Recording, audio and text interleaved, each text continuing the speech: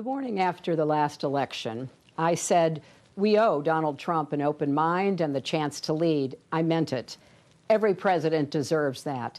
And Trump came in with so much set up for him: a strong economy, plans for managing crises, including a pandemic. Yes, we Democrats would have disagreed with him on many things, but if he had put his own interests and ego aside, seen the humanity in a child ripped from her parents at the border, or a protester calling for justice, or a family wiped out by natural disaster, that would have been a good thing for America and the world. I wish Donald Trump knew how to be a president, because America needs a president right now. Throughout this time of crisis, Americans keep going, checking on neighbors, showing up to jobs as first responders, hospitals, grocery stores, nursing homes. Yes, it still takes a village. And we need leaders equal to this moment of sacrifice and service. We need Joe Biden and Kamala Harris. Everyone has a story about Joe's caring and empathy.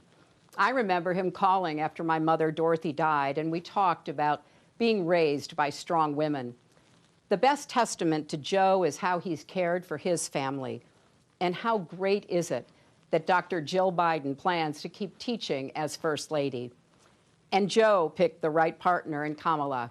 She's relentless in the pursuit of justice and equity, and she's kind.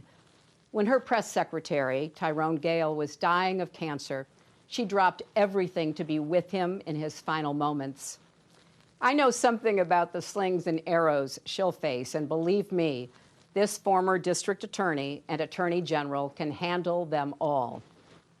So this is the team to pull our nation back from the brink.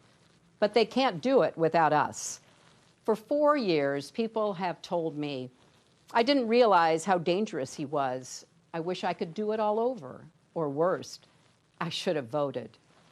Look, this can't be another woulda, coulda, shoulda election.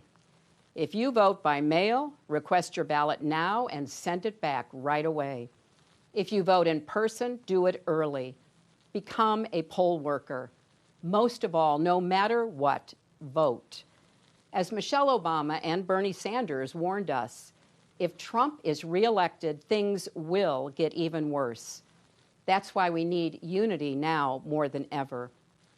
Remember back in 2016 when Trump asked, what do you have to lose? Well, now we know.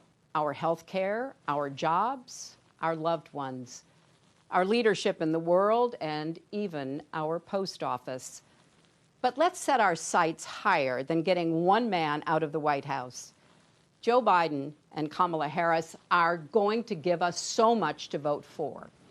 Let's vote for the jobs that Joe's plan will create. Clean energy jobs to fight climate change, caregiving jobs with living wages. Vote for emergency relief that lifts small businesses and saves hardworking people from foreclosures and evictions. It's wrong that billionaires got $400 billion richer during the pandemic, while millions lost their $600 a week in extra unemployment. Vote for the parents and teachers struggling to balance children's education and safety, and for healthcare workers fighting COVID-19 with little help from the White House. Vote for paid family leave and health care for everyone, for Social Security, Medicare, and Planned Parenthood. Vote for dreamers and their families. Vote for law enforcement purged of racial bias that keeps all our streets safe. Vote for justice for George Floyd, Breonna Taylor, and Ahmaud Arbery, because Black lives matter. Vote for honest elections so we, not a foreign adversary, choose our president. Vote for the diverse, hopeful America we saw in last night's roll call. And don't forget, Joe and Kamala can win by 3 million votes and still lose. Take it from me. So we need numbers overwhelming so Trump can't sneak or steal his way to victory. Text VOTE 30330 to get started. 100 years ago yesterday, the 19th Amendment to the Constitution was ratified. It took 7 decades of suffragists marching, picketing, and going to jail to push us closer to a more perfect union. 55 years ago, John Lewis marched and bled in Selma because that work was unfinished. Tonight, I'm thinking of the girls and boys who see themselves in America's future because of Kamala Harris, a Black woman, the daughter of Jamaican and Indian immigrants, and our nominee for vice president. This is our country's story, breaking down barriers and expanding the circle of possibility. And to the young people watching, don't give up on America. Despite our flaws and problems, we've come so far. We can still be a more just, equal country with opportunities previous generations could never have imagined. There's a lot of heartbreak in America now.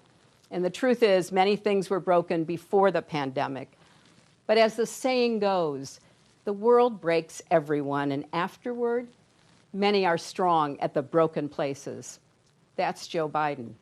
He knows how to keep going, unify, and lead, because he's done that for his family and country. So come November, if we're strong together, we'll heal together. We'll redeem the soul and the promise of our country, led by President Joe Biden and Vice President Kamala Harris.